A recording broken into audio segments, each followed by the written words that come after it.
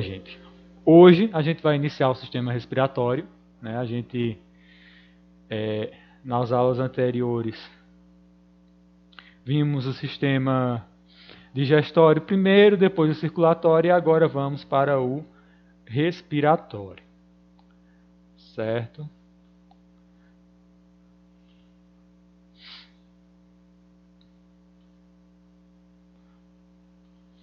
E agora vamos para o respiratório, como eu acabei de falar. A principal função do sistema respiratório vai ser conduzir o ar do exterior para o interior do organismo, certo? Isso a gente está falando de anatomia humana e de sistema respiratório humano.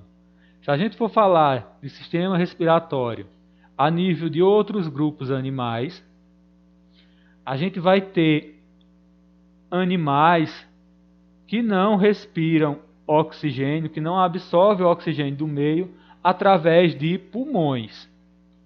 Alguém sabe aí, Bruno, exemplificar algum animal que não respira através de pulmões?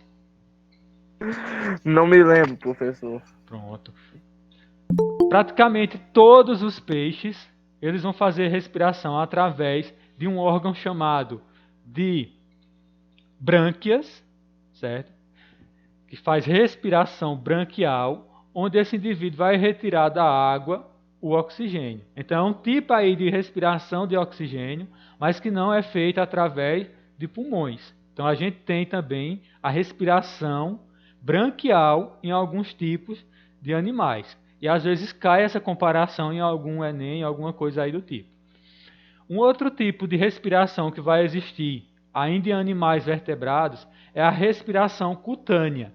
No caso de alguns dos anfíbios, que são sapos, rãs e pererecas, além da respiração pulmonar, igual à nossa que eles têm, eles também fazem uma respiração chamada de respiração cutânea, onde cerca de 40% das trocas gasosas elas serão feitas através da pele. As trocas gasosas de oxigênio e gás carbônico, 40% será feita através da pele. Deixa eu aceitar a Marisa aqui, que ela está pedindo para entrar. Oi, Marisa, boa tarde. Boa tarde, Genival. Desculpa pelo atraso. Nada, acontece, eu também cheguei atrasado. Deixa eu vir aqui. Tá certo, mas desculpa. Nada. Voltar para onde eu estava. Então eu estava falando que além da respiração pulmonar, falando aí a nível de seres vivos em geral, vai ter também a respiração branquial no caso dos peixes e cutânea no caso dos anfíbios. Branquial através de órgãos chamados brânquias, cutânea através da pele. Mas vamos focar aqui na respiração nossa, já que a anatomia, já que o assunto é fisiologia humana.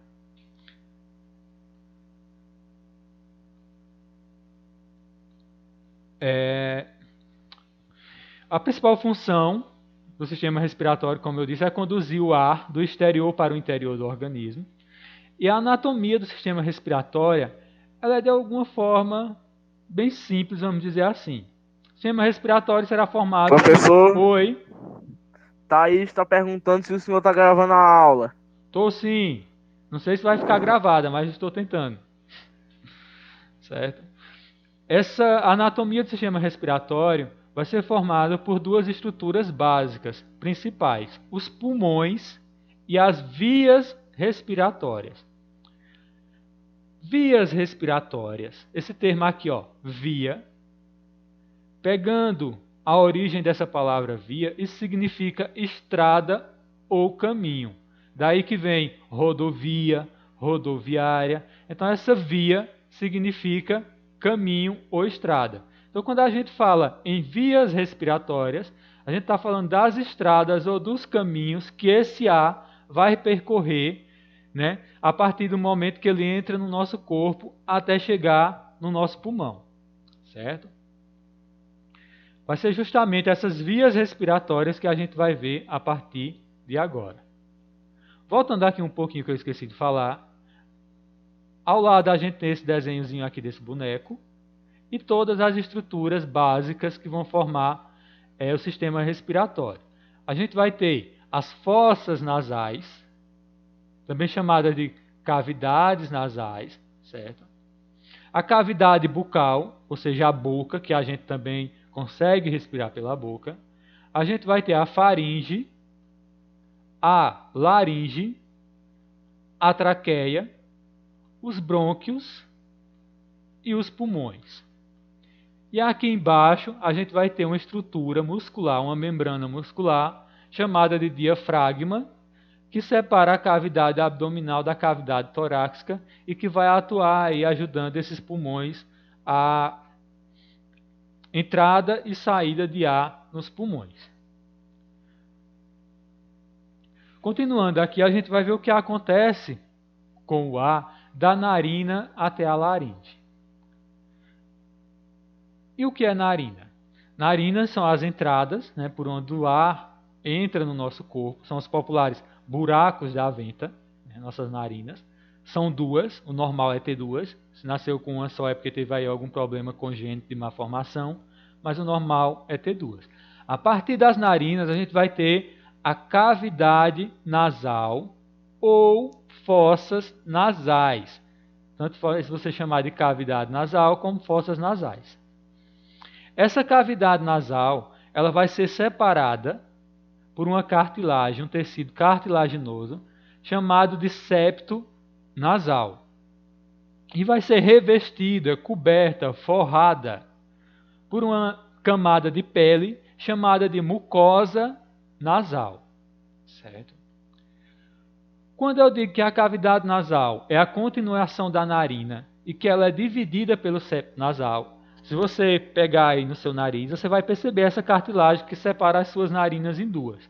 Do jeito que elas são separadas aqui, ó, na entrada da narina, essa separação segue pela cavidade nasal, separando toda a sua cavidade nasal em duas estruturas. Por isso que às vezes a gente está gripado ou com alergia e não consegue respirar com a narina esquerda e consegue com a direita. Uma está entupida e a outra está boa. Por quê? Porque são canais independentes, separados por esse septo nasal. Essa mucosa nasal, que eu falei que vai revestir esse caminho, vai ser formado pelo epitélio nasal. Esse epitélio nasal, ou epitélio da mucosa nasal, vai ser a pele que vai forrar o interior do nosso nariz, assim como o interior da cavidade nasal. Esse epitélio ele é muito frágil e altamente vascularizado, quer dizer, rico em vasos sanguíneos. Por isso não é muito difícil que às vezes a gente vá limpar o nariz com um cotonete ou com um guardanapo, ou seja lá com o que for, e saia sangue. Por quê? Porque é um epitéliozinho muito fininho, rico em vaso sanguíneo, e você, ao tentar fazer essa limpeza, você rompe ali vasos sanguíneos, que vai fazer com que sangre. Esse epitélio da mucosa nasal, ele não vai ser, vamos dizer assim, reto. Ele vai possuir dobras, ondulações, certo? Essas ondulações que esse epitélio da cavidade nasal vai ter a função de, à medida em que a gente inspira o ar pelo nariz, esse ar passar por essas ondulações, ser filtrado de partículas que porventura venham junto com esse ar, como poeira ou alguma bactéria que você inalou, certo? E ao mesmo tempo em que ele vai fazendo esse movimento de sobe e desce nessa ondulação, esse ar vai sendo aquecido.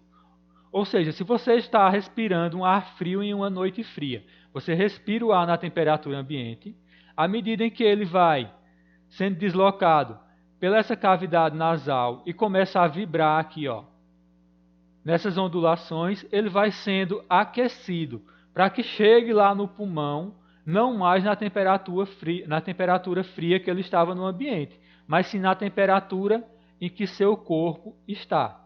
Então, essa função dessas ondulações é filtrar o ar de impurezas e aquecê-lo, certo? Essas dobras da mucosa nasal que eu tentei desenhar aqui em cima, elas vão possuir células chamadas de células ciliadas. Células são ciliadas, elas vão ter formatos de cílios, como se fossem os cílios dos nossos olhos, certo? Vai ser todo recoberto por essas célulazinhas ciliadas. Essas células ciliadas, além de tentar reter as partículas que a gente inalou junto com o ar, seja de poeira, fumaça ou alguma bactéria que tenha entrado pelo nariz, elas também vão produzir uma substância chamada de muco, que nada mais é do que o catarro, certo? Independente de você estar com gripe ou não estar com gripe, essas células produtoras de muco vão estar continuamente produzindo esse muco para que essa superfície dessa cavidade nasal sempre esteja úmida. Se você colocar o dedo no seu nariz em qualquer momento da sua vida, ele vai estar úmido por dentro.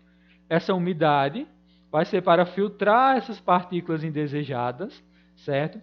E ajudar aí a aquecer esse ar. Quando a gente está gripado, que tem uma quantidade grande de muco ou catarro, é porque acontece um desarranjo nessas células produtoras de muco e elas começam a preparar esse muco em grande escala ou fora de controle na tentativa de expulsar alguma coisa que esteja causando alguma inflamação no seu pulmão. Até aí, perguntas? Não, professor. Não? Beleza. Então, saindo da cavidade nasal, o ar chega até uma estrutura chamada de faringe. Em algum lugar nas nossas aulas a gente já ouviu falar nessa faringe. Ninguém lembra da faringe? A faringe, ela é uma estrutura que ela faz parte do sistema respiratório, mas também faz parte do sistema digestório, que é por onde passa o ar e também os alimentos quando a gente engole. Quando a gente estava vendo o sistema digestório, a gente viu que a faringe ia fazer parte do sistema digestório e também do respiratório, certo? Que até a gente viu que a comida que a gente engole pela boca passa aqui pela faringe, mas não cai no sistema respiratório, porque vai existir uma válvula chamada de epiglote, que fecha e impede a entrada de comida no momento em que a gente engole, certo? Essa faringe ela vai se estender do final das fossas nasais ou da cavidade nasal até aqui no começo da laringe. A laringe vai ser esse segundo tubo cartilaginoso aqui, que a gente tem, que é onde tem os nós na nossa garganta, ou os nós da goela. É a estrutura chamada de laringe, que vai se comunicar aqui embaixo com outra estrutura chamada de traqueia, certo? Essa laringe, ela vai ter função apenas no sistema respiratório. É muito comum confundir esses dois aqui, ó, faringe e laringe. Faringe faz parte do sistema respiratório, mas também atua no digestório, porque por ela passa o ar e passa também o bolo alimentar, a comida que a gente ingere. Já a laringe é só do sistema respiratório. Essa laringe também vai ter a mesma função das cavidades nasais, que vai ser filtrar o ar e aquecê-lo à medida em que ele está sendo conduzido ao pulmão.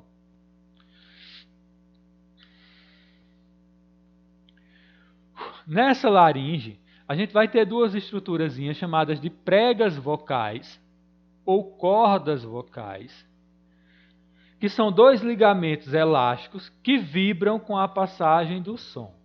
Essas cordas vocais ou pregas vocais, essa vibração delas quando o ar passa, vai funcionar graças à elasticidade ou à formação de fibras elásticas que formam essas pregas nasais, pregas vocais ou cordas vocais. Se você pegar uma liga daquela de dinheiro, você esticá-la e der um peteleco nela com o dedo, ela vai receber o impacto do seu peteleco e depois ela vai ficar vibrando. Por quê? Porque ela tem capacidade elástica. E essa vibração acontece graças à capacidade elástica daquela liga. A mesma coisa vai acontecer com as nossas pregas vocais ou cordas vocais quando o ar passa por ela. Esse ar passa por ela, elas vibram e produzem som. Sendo assim, se elas produzem som, elas vão ser responsáveis pelo quê? Pela nossa capacidade do quê? Pela voz. Sim, pela nossa capacidade de voz, de falar.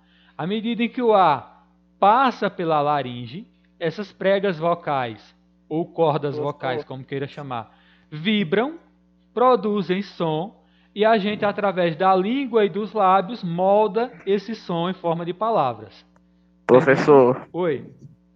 Marisa colocou assim no chat. Quando nós estamos com gripe, o nariz entope, correto? Eu queria saber o porquê desse entupimento do nariz. Esse entupimento do nariz, Marisa, quando a gente está com gripe, a gente produz excessivamente muco. Né? Aquele muco que seria para apenas lubrificar, manter úmido esses lugares por onde o ar vai percorrer, começa a ser produzido em excesso. Então esse entupimento dessas narinas ou dessas cavidades nasais pode se dar pelo acúmulo de muco, de catarra aqui, ó, na cavidadezinha, impedindo que o ar passe, ou então por alguma reação alérgica que vai fazer com que o epitélio nasal inche e feche essa abertura. Esse inchaço do epitélio nasal e o fechamento dessa abertura se dá mais em reações alérgicas, como por exemplo quando a pessoa tem rinite alérgica. Essa rinite alérgica, esse fechamento dessa cavidade vai se dar principalmente por uma irritação desse epitélio, que vai inchar e fechar. Mas no caso da gripe é mais pelo acúmulo de muco, de catarro ali naquela passagem. Espero que tenha entendido. Tá certo, obrigada, Jennifer. Entendi sim. Entendeu sim? Qualquer coisa é só perguntar. Estou aqui para isso. Professor. Oi. Agora uma pergunta minha. Falando nas pregas vocais, o que ocasiona a falta de voz? Falta de voz vai Sim. ocorrer... Deixa eu ver como é que eu vou te explicar. Falta de voz, acontece uma inflamação nessas cordas ou pregas vocais. Pode ser causado por quê? Por uma gripe, por uma gripe, alguma doença respiratória que você tenha, que vai causar uma inflamação nessas cordas vocais, ou simplesmente por você ter ido para um show e ter gritado muito. Vamos imaginar que você foi para um show e gritou muito. Você causou uma irritação nas suas cordas vocais, devido ao uso dela, daquele ar, forçando elas diretamente para você gritar, certo? E essa irritação vai fazer com que ela inche e diminua a capacidade de vibrar com a passagem do som. Vamos dizer assim, ela vai ficar mais rígida com essa inflamação. Por isso que a gente fica sem conseguir falar direito, certo? Ou então, quando a pessoa fala muito, igual no meu caso aqui, que estou falando, estou forçando muita passagem de ar por essas cordas vocais ou pregas vocais e elas estão ficando ressecadas. Quando elas vão ficando ressecadas, elas também perdem essa capacidade de vibrar. Aí a pessoa vai ficando com a voz rouca. Elas vão perdendo a capacidade de fazer som. Entendeu, Bruno?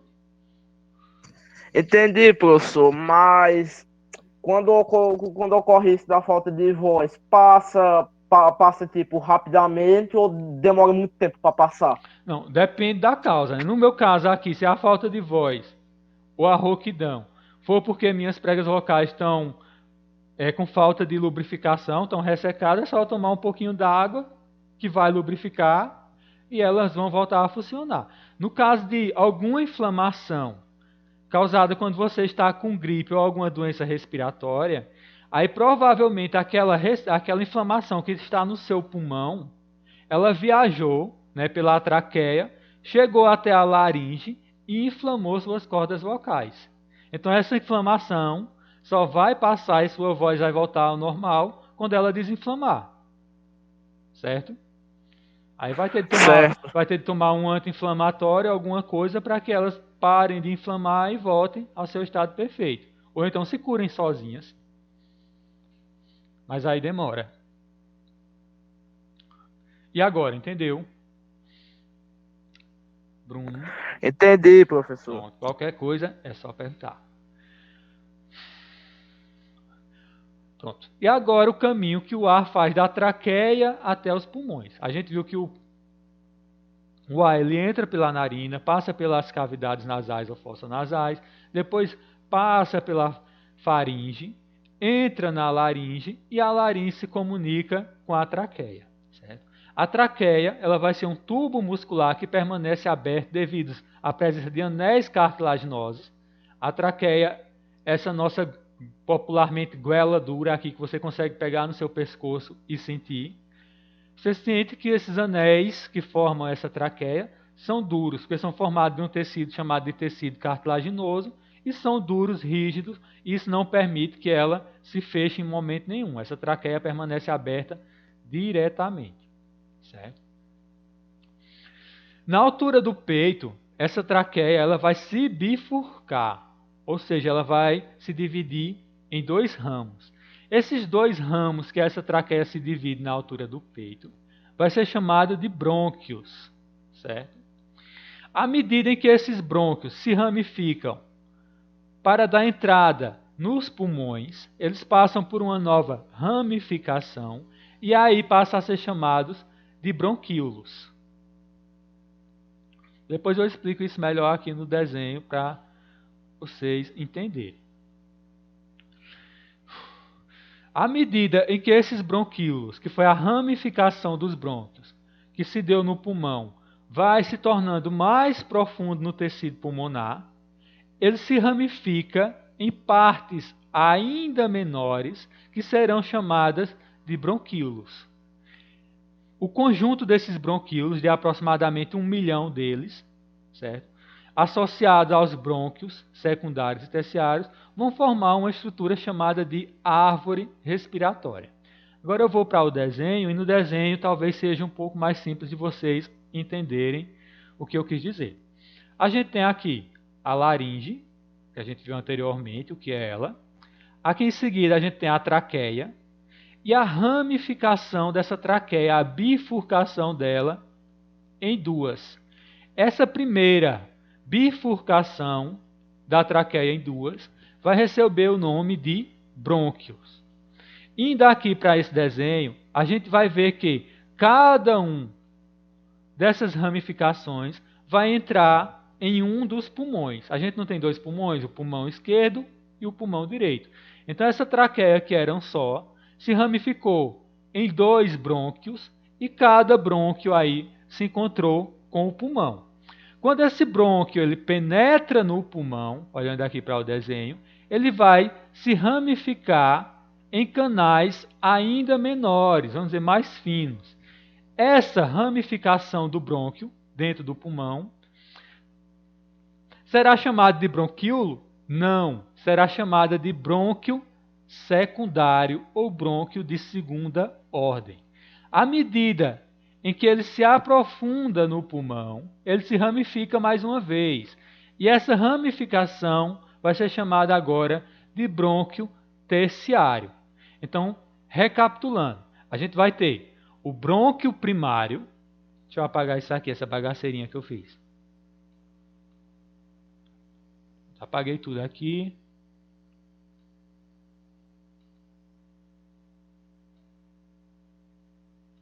Pronto. Vejam só. A gente vai ter o brônquio primário, aqui ó, na primeira ramificação. Quando ele se ramifica em ramos menores, já dentro dos pulmões, vai ser chamado de brônquios secundários. Quando ele se ramifica em partes ainda menores, brônquios terciários. Então, os primários vai ser da bifurcação da traqueia até a entrada nos pulmões. A primeira ramificação nos pulmões vai ser chamada de brônquios secundários ou brônquios de segunda ordem. E a próxima ramificação dentro dos pulmões, brônquios de terceira ordem ou brônquios terciários. Beleza.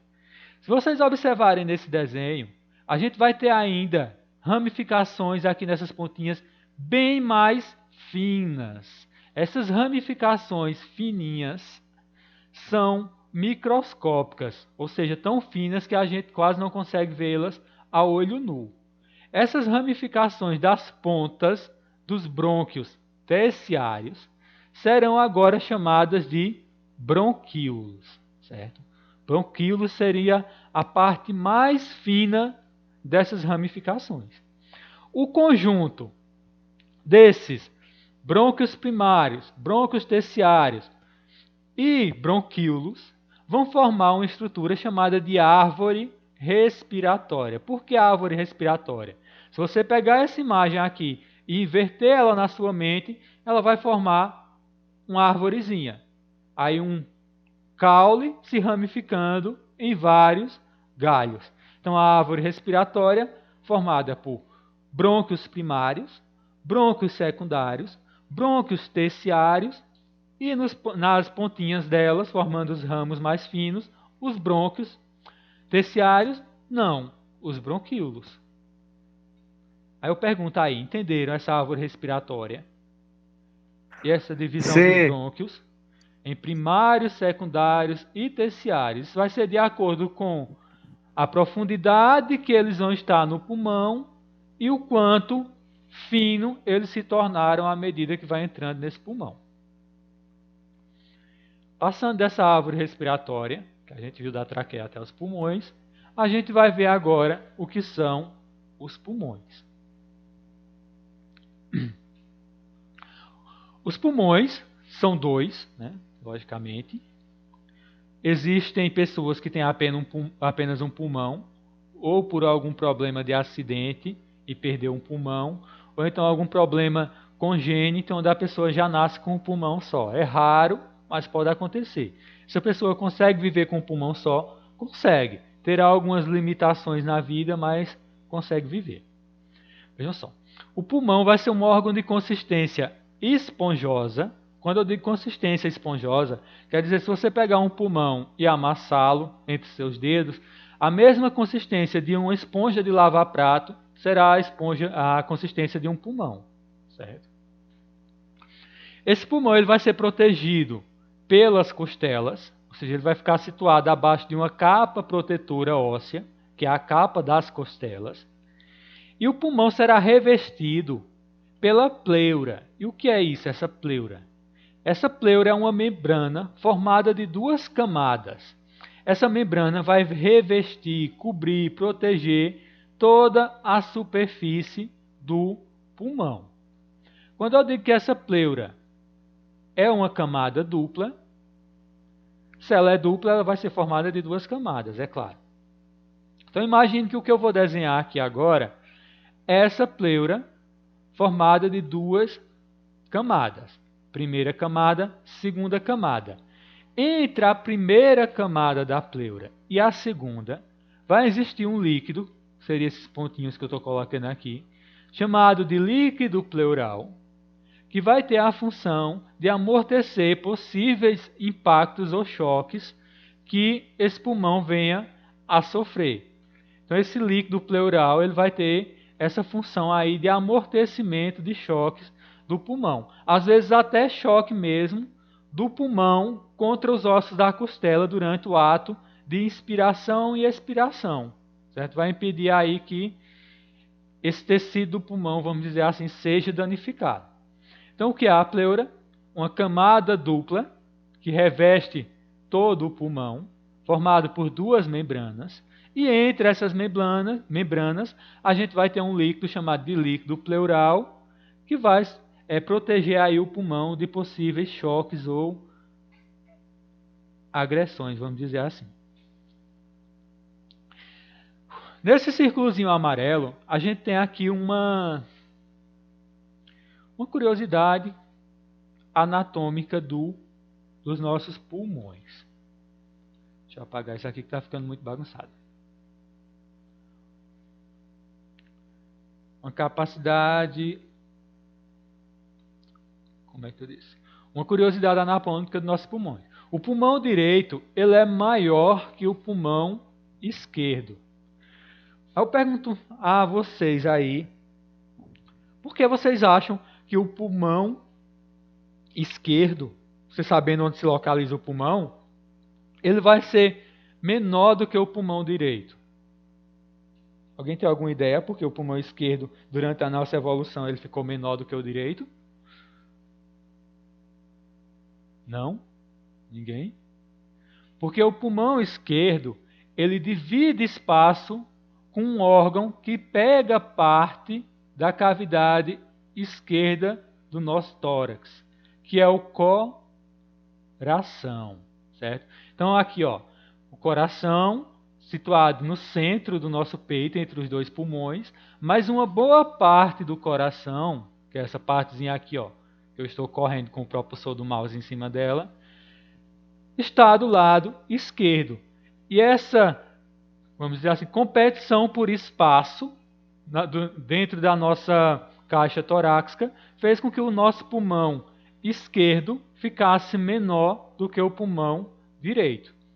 Sendo assim, ó, o pulmão direito, que é maior, ele vai ser dividido em 3 lobos ou partes, certo?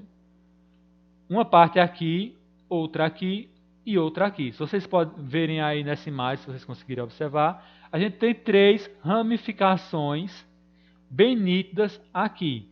A primeira, a segunda e a terceira. A primeira vai ser chamada de lobo superior direito, a do meio de lobo intermediário e a terceira de lobo inferior. Isso no pulmão direito. Quando a gente vai para o pulmão esquerdo, que é menor do que o direito, a gente só vai ter 2 ramificações, aqui, ó, separadas. A esquerda superior, ou lobo esquerdo superior, e o lobo esquerdo inferior. Ou seja, o lobo intermediário que a gente tem no pulmão direito, não tem no pulmão esquerdo. Por quê? Porque ele é menor, certo? Então, o pulmão direito, maior e dividido em 3 lobos ou parte. Superior, intermediário e inferior. O esquerdo só superior e inferior. Não teve espaço para existir o intermediário. Ok? Até aí. Perguntas? Não? Não. Beleza, Bruno. Obrigado. Continuando aqui, a partir desse círculo amarelo, a gente vê os brônquios que se ramificam por todo o pulmão, possuem em sua extremidade um grupo de estrutura denominadas de alvéolos. Veja só, os bronquíolos que se ramificam por todo o pulmão, a gente viu que bronquíolos são aquelas ramificações microscópicas, né, que se ramificam aí a partir de todo o pulmão e que são as pontinhas da árvore respiratória. Na pontinha de cada bronquíolo desse vai existir estruturas denominadas de alvéolos pulmonares. E o que são esses alvéolos? Esses alvéolos pulmonares são estruturas que lembram um cacho de uva, certo? Serão chamados de alvéolos pulmonares ou podem também ser chamados de sacos alveolar, como queiram chamar. Esses alvéolos pulmonares, eles vão ficar intimamente ligados e unidos aos capilares sanguíneos. E vai ser através dessa união dos alvéolos pulmonares com os capilares sanguíneos que vai ocorrer a troca gasosa entre o ar que a gente expira, que foi para o nosso pulmão, e a nossa corrente sanguínea. Certo? A partir dessa ligação entre os alvéolos e os capilares sanguíneos, vai ocorrer um fenômeno chamado de hematose, que nada mais é do que a troca dos gases dos alvéolos pulmonares para a corrente sanguínea e da corrente sanguínea para os alvéolos pulmonares. Vamos ver aqui nesse desenho, ver se fica mais fácil da gente compreender. Imaginem que esse bichinho aqui que eu estou fazendo um X, né, é aquela ramificação finíssima do pulmão, chamada de bronquíolo, E na extremidade, na ponta de cada bronquíolozinho desse, vai estar situado os alvéolos pulmonares, que nada mais são do que células ocas formadas de um tecido epitelial, certo? Essas células ocas aqui são ocas, mas não estão vazias, porque elas são preenchidas pelo ar que a gente respira, certo? Uma vez que esses alvéolozinhos aqui, que parecem uvas, essas bolinhas, estão cheias de ar, elas vão estar ligadas a capilares venosos. Se são venosos, vêm das veias.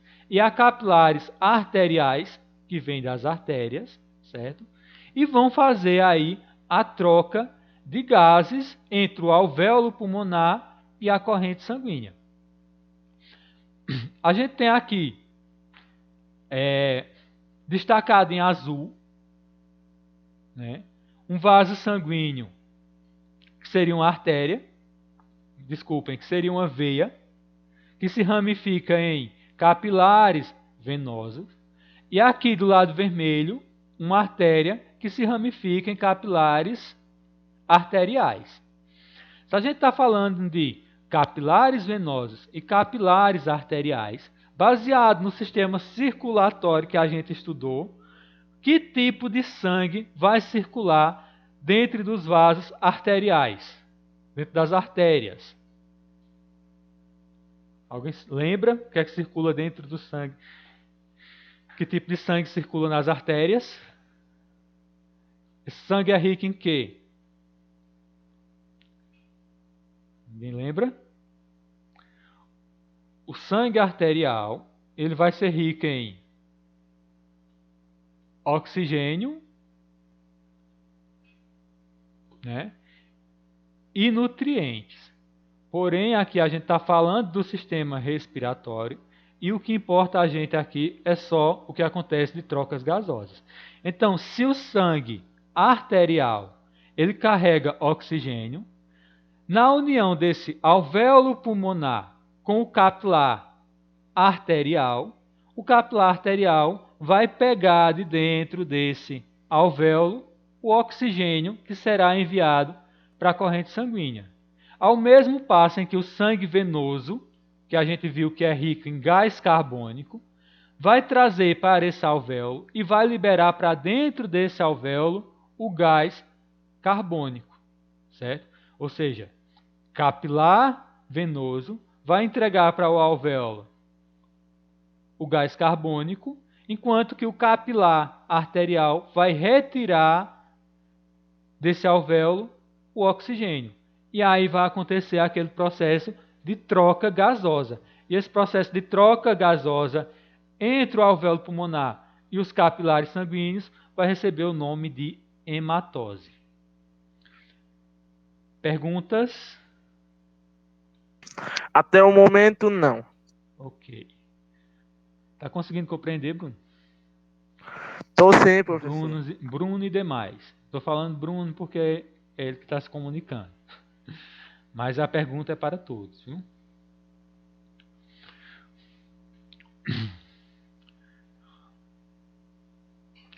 Indo para o próximo slide. E a nossa aula já acabou. Certo? Então eu vou deixar para continuar esses próximos slides a partir da próxima aula. Certo? A partir da próxima aula a gente vê aí a fisiologia da respiração.